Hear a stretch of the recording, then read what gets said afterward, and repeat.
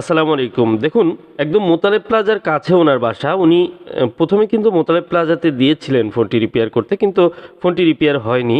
তারপর কিন্তু আমার কাছে পাঠিয়েছেন। আর আপনারা জানেন যে আমার কাছে বিভিন্ন জায়গা থেকেই কিন্তু ফোন আসে। এর আগেও কিন্তু মোতালেব প্লাজা সহ ঢাকার বিভিন্ন জায়গা থেকে কিন্তু আমার কাছে ফোন এসেছে। তো আসলে অবাক হওয়ার কিছু নেই। তো আজকের যে ফোনটি, এই ফোনটি মোতালেব প্লাজার একটি ভালো একটি নামি-দামি শপে উনি দেখিয়েছিলেন, কিন্তু সেখানে আ সম্ভবত ২ থেকে ৩ দিন দেখার পর ফোনটি রিপেয়ার হয়নি। পরবর্তীতে উনারা ফোনটি রিটার্ন করে দিয়েছেন এবং উনি ফোনটি আমার কাছে পাঠিয়েছেন। তো আজকে এই ফোনটির আসলে কন্ডিশন কী, আর কী প্রবলেম আছে এবং কিভাবে এই প্রবলেমগুলো সলভ করা যায়, আদৌ সলভ করা যাবে কিনা, সমস্ত বিষয়গুলো তুলে ধরবো। আশা করি সম্পূর্ণ ভিডিওটি দেখবেন। তো মোতালেব প্লাজা থেকে যিনি পাঠিয়েছেন, উনার মুখে যে কথাগুলো আসলে কিভাবে প্রবলেম হলো সেই বিষয়গুলো আমরা শুনে নিব। চলুন আমরা কল রেকর্ডে চলে যাই। ফোনটা হচ্ছে মানে চালানোর সময় হঠাৎ করে কেন জানি হ্যাং হয়ে যায়, বুঝছেন ভাই? তারপরে হ্যাং হওয়ার পরে আমি ওইভাবে রেখে দেই, কি চার্জে লাগালাম, চার্জের কিছু আসে না বা অন্য কিছু করে না, একসময় ফোনটা অফ হয়ে যায়। ফোনটা যে অফ হয়ে যায়, চার্জ দিলে চার্জের লোগো দেখে না, কিছু দেখে না, মানে একদম ইয়া। তারপরে আমি হচ্ছে মোতালেব প্লাজায় নিয়ে যাই। আমার ভার্সিটির কাছাকাছি মোতালেব প্লাজা, তো জি জি। তো ভাই মোতালেব প্লাজায় নিয়ে যাই। মোতালেব প্লাজায় মোটামুটি মানে শুনি যে ফার্স্টে ভালো, তো ওখানে গেলাম। ওখানে ডায়াগনোস করে করে বলে যে হচ্ছে আপনার ফোনের এটা হচ্ছে ওই যে প্রসেসর রিভলভিং করলেই, বা প্রসেসর না কি জানি, রিভলভিং করলে রিভলভিং করলে এটা ঠিক হয়ে যাবে। তো তাহলে আপনি করেন। ৩ ঘন্টা পর গেছি, যাওয়ার পর বলে ভাই তারপরও ঠিক হয় নাই। এখন যতটুকু কারেন্ট টানার কথা, মানে পাওয়ার সাপ্লাই দেখাইলো যে এতটুকু টানতেছে না। প্রবলেমটা কি হয়েছে এই সময় বোঝা তো সহজ না। আপনি একটু কাজ করেন, ফোনটা ২টা দিন রেখে যান, তারপর আমি আবার চেক করে দেখতেছি। জি। আমি ২টা দিন ফোনটা রেখে আসলাম। ২ দিন পরে যাওয়ার পরে বলতেছে ভাই ওই সেম প্রবলেম, আগের থেকে একটু ইমপ্রুভ হয়েছে কিন্তু পুরাটা ওয়ার্ক এখনো হয় নাই। এখন ভাই বুঝতেছি না, কি আমাদের কাছে আরো ৩-৪-৫ দিন রেখে যান, আমরা ট্রাই করবো। এখন ভাই যে মানে প্রায় ২.৫ দিন পারে নাই, তারপরে আবার ফোনটা রেখে যাব, তাহলে তো আরো বিপদ। এজন্য আর ফোনটা রেখে নেই, আমি সাথে করে নিয়ে আসছি। এখন ভাই তারপরে ইউটিউবে দেখতে দেখতে এক সময় হঠাৎ আপনার ভিডিও আসে, আপনি দেখলাম যে অনেকগুলো পোকো এক্স3 প্রো ঠিক করছেন, আপনার সাথে ভাই কথা বললাম আর কি। আচ্ছা, ঠিক আছে। এখন ভাই ফোনটা কি খুলে দেখছেন বা এমন কিছু? তো যা হোক, আমরা শুনছিলাম ওনার সরাসরি ওনার কথা, ওনার অভিজ্ঞতা যে ফোনটি রিপেয়ার করতে দিয়েছিলেন। তো এই ফোনটির প্রবলেমটি ছিল সাধারণত ডেড মোডে যে ফোনগুলো যায়, এই ফোনগুলো কিন্তু হঠাৎ করেই ডেড হয়ে যায়। হঠাৎ করে ইউজ করছেন, দেখা যাবে হ্যাং হচ্ছে অথবা রিবোট করছে, রিস্টার্ট হতে হতে অনেক সময় ডেড হয়ে যায়। আর কারো ফোন রয়েছে যে অফ হয়ে যাওয়ার পর আবার কোনো ফোন হয়তো অন হয়, কিছুদিন চলে বা কিছুক্ষণের জন্য চলে আবার বন্ধ হয়ে যায়। এই সমস্যাগুলো একদম কমন এবং এই সমস্যার 100% এখন সলিউশন হয়। প্রত্যেকটি ফোনই সুন্দরভাবে রিপেয়ার করা যায়। কোনো ধরনের এলোমেলো স্টিলের কাটিং-কুটিং কোনো কিছু ছাড়া এবং অন্যত্র অন্য কোনো আইসিতে কাজ না করে সরাসরি কিন্তু আমরা স্পেসিফিক র্যাম এবং সিপিইউ রিভলভ করে এই প্রবলেমগুলো ফিক্স করে থাকি। এগুলো অ্যাভেলেবল ভিডিও যেহেতু ইউটিউবে রয়েছে, সবাই এই কাজগুলো সম্পর্কে অভিজ্ঞতা নেয়। জানেন যে এই কাজগুলো সবাই করতে যায় এবং করতে গিয়ে অনেকের কাছে সাকসেস হয়, অনেকের কাছে আনসাকসেস হয়। তবে এই ফোনগুলোর ক্ষেত্রে যেহেতু 100% আমি বলছি যে প্রত্যেকটি ফোনই কিন্তু রিপেয়ার হবে ইনশাআল্লাহ, যদি ফ্রেশ কন্ডিশনে থাকে এবং নরমালভাবে যে ডেড হয় সেই ডেড ফোনগুলো প্রত্যেকটাই রিপেয়ার হওয়া সম্ভব। কিন্তু ফোনগুলোতে অনেক সময় দেখা যায় যে কাজ করা হয়েছে, প্রচুর পরিমাণে কাজ করা হয়ে থাকে এবং সঠিক যে কাজের যে গাইডলাইন, সেই গাইডলাইন ফলো না করলে দেখা যায় যে সেই ফোনগুলোর ক্ষেত্রে কিন্তু পরবর্তীতে রিপেয়ার সাকসেসফুলি হয় না এবং অনেক ফোন আছে যেগুলো পরবর্তীতে আর সেটিকে রিকভারি করাও সম্ভব হয় না। তো আজকের যে ফোনটি, এই ফোনটি আপনারা জানেন যে মোতালেব প্লাজা অনেক সুনামধন্য একটি মার্কেট। এখানে অনেক অভিজ্ঞ টেকনিশিয়ান ভাইরা রয়েছেন যারা এই কাজগুলো করেন। তবে একটি শপে সবাই অভিজ্ঞতা একরকম সবারই থাকে না, যে কারণে কিছু ফোন কিন্তু খারাপ হয়ে যেতেই পারে। তো এই ফোনটি আজকে যেহেতু খারাপ হয়ে গেছে, ওখানে উনি যেহেতু ওনার চলাচল বা ওনার কাছেই মোতালেব প্লাজা মার্কেটটি, সে কারণে উনি ওখানে দেখিয়েছিলেন। আর সেখানে আসলে সাকসেসফুলি হয়নি কাজটি, যে কারণে আমার কাছে পাঠিয়েছেন। তো এই কাজের ক্ষেত্রে আমার এখন পুরোপুরি দেখতে পাচ্ছেন যে ইউএফএস থেকে শুরু করে ফ্ল্যাশ আর র্যাম সবই কিন্তু রিমুভ করে এই ফোনটিতে কাজ করা হয়েছে। তো আমার এখন কাজ করার ক্ষেত্রেও কিন্তু এই ফোনটিতে A to Z আমার চেক করতে হবে কোথায় কী প্রবলেম রয়েছে। তবে প্রথমে আমি মাদারবোর্ডটি একদম ক্লিন করে নেব। আর মাদারবোর্ড ক্লিন হওয়ার পাশাপাশি আমার কিন্তু সবকিছুই চেক করতে হবে। এই বোর্ডে কোনো ধরনের সমস্যা রয়েছে কিনা এবং যে চিপটি রয়েছে ইউএফএস 3.1 যে স্টোরেজ আইসিটি এটি কিন্তু আমার ডিভাইসে লাগিয়ে আমার কম্পিউটারে কিন্তু চেক করতে হবে যে এখানে কোনো সফটওয়্যারগত কোনো ইস্যুস রয়েছে কিনা। কারণ হচ্ছে এই ফোনটি যদি ইনটেক অবস্থায় আমার কাছে আসতো তাহলে কিন্তু আমি কোনো ধরনের সন্দেহ রাখতাম না যে এই ফোনটির সফটওয়্যার ইস্যু থাকতে পারে।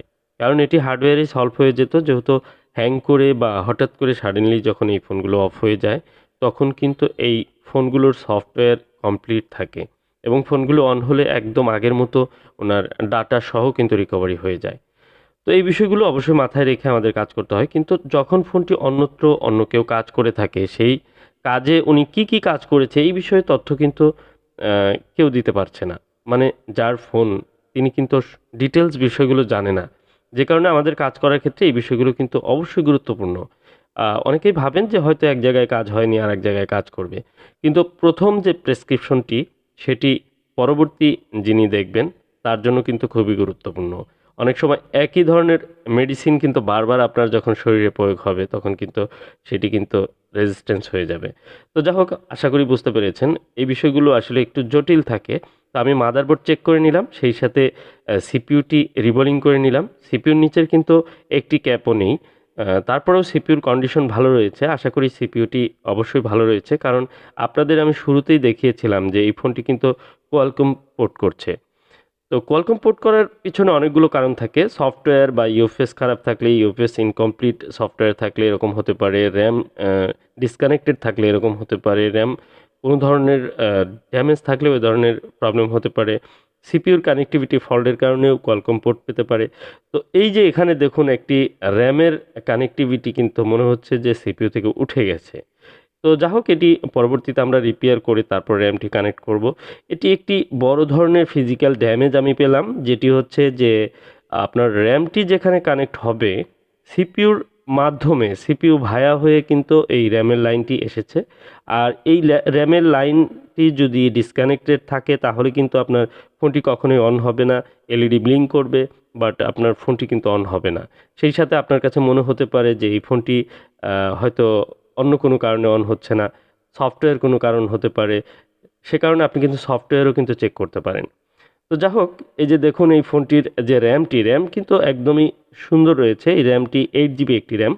আর এই র্যামটির কোনো ধরনের ড্যামেজ আমি পাইনি। কিন্তু আমি পেয়েছি সেটি হচ্ছে এই সিপিইউর ড্যামেজ। আমি সিপিইউর যে লাইনটি ড্যামেজ হয়েছে সেটি রিপেয়ার করব। সেই সাথে আমি ক্লিন করে নিচ্ছি আরেকবার ভালোভাবে।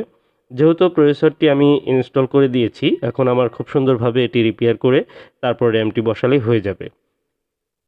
তো দেখুন এখানে একটি লাইন সম্পূর্ণ উঠে গেছে এবং কি সিপিইউ থেকে উঠে গেছে। অতি সূক্ষ্ম একটি লাইন কিন্তু। এই লাইনটি যে ওয়্যার দিয়ে কানেক্ট করছি এটি কিন্তু চুলের চেয়েও চিকন। এই ওয়্যারটি চুলের চেয়েও চিকন একটি ওয়্যার, কিন্তু আপনারা হয়তো অনেক বড় দেখতে পাচ্ছেন।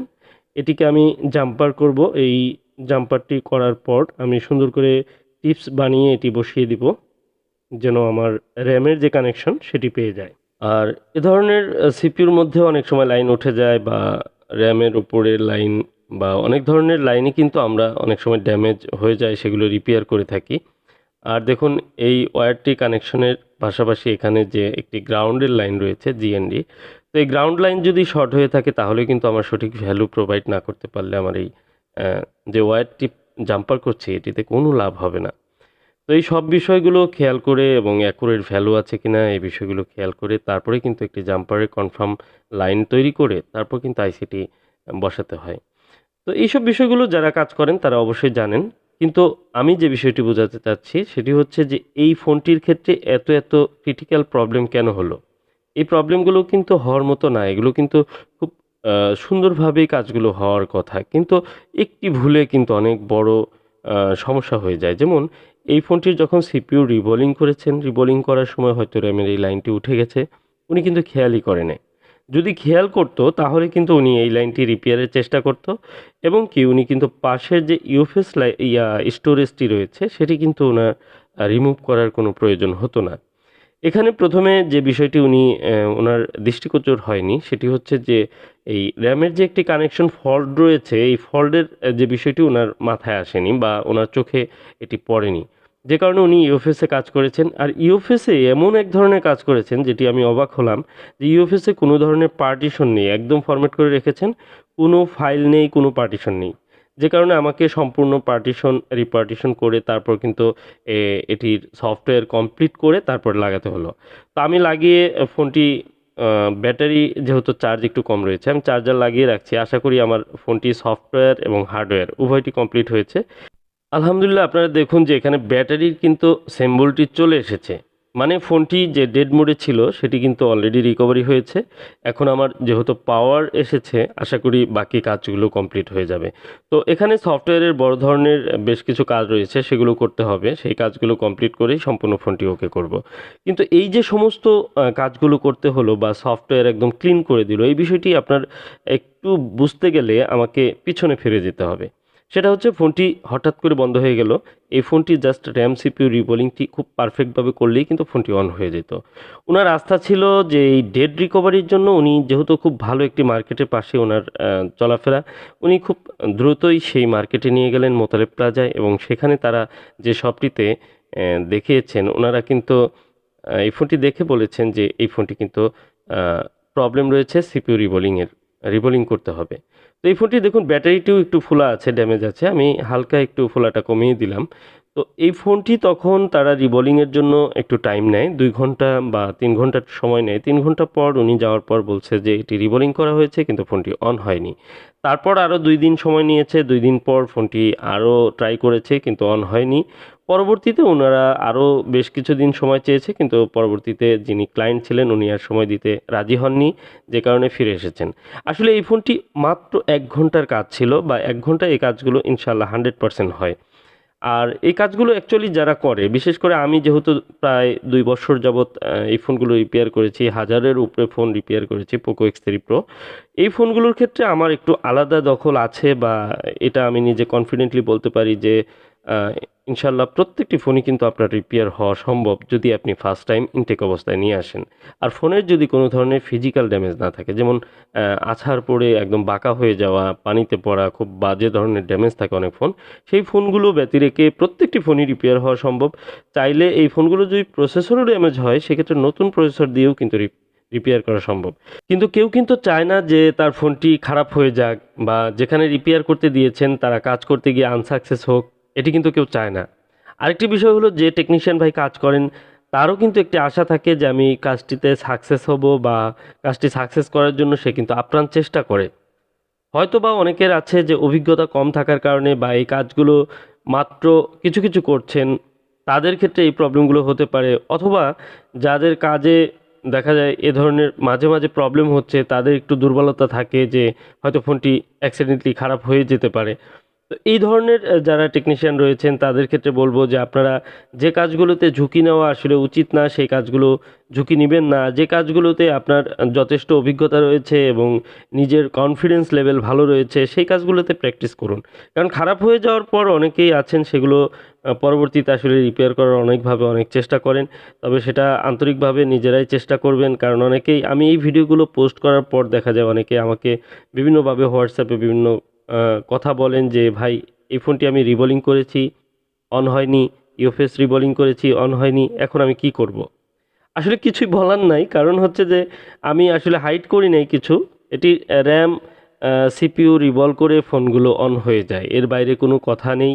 যদি অন না হয় তাহলে আপনার অন্য কোথাও প্রবলেম হতে পারে, যেটা আপনার কাজ করতে গিয়ে হয়তো প্রবলেম হয়েছে, সেই বিষয়টি খেয়াল করতে হবে। আপনার নিজেকেই সেটা খুঁজে বের করতে হবে। দ্বিতীয় বিষয় হচ্ছে যে কিছু কিছু ফোনের সিপিইউ ডাইরেক্ট ড্যামেজ হয়ে যায়। ড্যামেজ হয়ে গেলে আপনার সেটির অ্যাবনরমাল রিডিং আসতে পারে, ওভার রিডিং আসতে পারে বা রিডিংটি একদম কম থাকতে পারে। সিপিইউ থাকলেও যেরকম রিডিং, না থাকলেও সেই একই রকম রিডিং। এ ধরনের রিডিং থাকলে আপনার বুঝতে হবে যে সিপিইউটি ড্যামেজ হয়ে গেছে এবং কি সিপিইউর যে ভোল্টেজ, ইনপুট আউটপুট ভোল্টেজগুলো রয়েছে এই ভোল্টেজগুলো আপনারা চেক করতে পারেন, র্যামের ভোল্টেজগুলো চেক করতে পারেন। ভুল তো সবাই করতে পারে, বড় বড় শপের টেকনিশিয়ানরাও কিন্তু ভুল করে। তো আমার আপনারও ভুল হতে পারে, তবে ভুলকে খুঁজে বের করতে পারলেই কিন্তু আমরা সেই বিষয়ে একটি সিদ্ধান্তে পৌঁছাতে পারি। তো যা হোক, আজকের যে কাজটি এটি সম্পূর্ণ হয়ে গেছে, ক্যামেরা সহ সব কিছু ঠিক রয়েছে। আপনারা এই ধরনের প্রবলেম নিয়ে যারা কাজ পাঠাতে চান তারা বাংলাদেশের যে কোনো জায়গা থেকে পাঠাতে পারেন, আমার হোয়াটসঅ্যাপ নাম্বারে কন্ট্যাক্ট করবেন। আজকের ভিডিওটি ভালো লাগলে অবশ্যই লাইক করে যাবেন, চ্যানেলটি সাবস্ক্রাইব করবেন। আজকের মতো এই পর্যন্তই। আসসালামু আলাইকুম রহমতুল্লাহ।